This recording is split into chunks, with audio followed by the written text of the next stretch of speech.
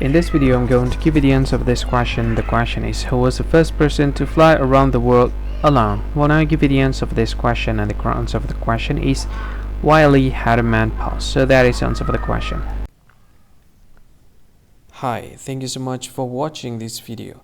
If you find this video is very useful, you can help this channel to grow by subscribing this channel. Click this subscribe button and don't forget to like this video.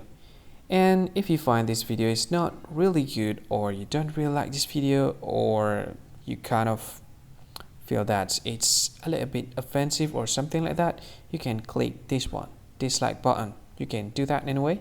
And if you want to share this video with your friend, you can share it by clicking this share button, and you can share it to any social media that you wish that is currently available at this time, like Facebook, Twitter, LinkedIn, and many others, right?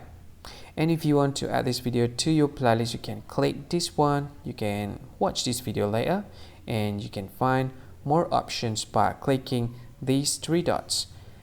And yeah, don't forget to subscribe. I think that's all of it. Thank you so much for watching this video, and see you again in another video. Bye bye.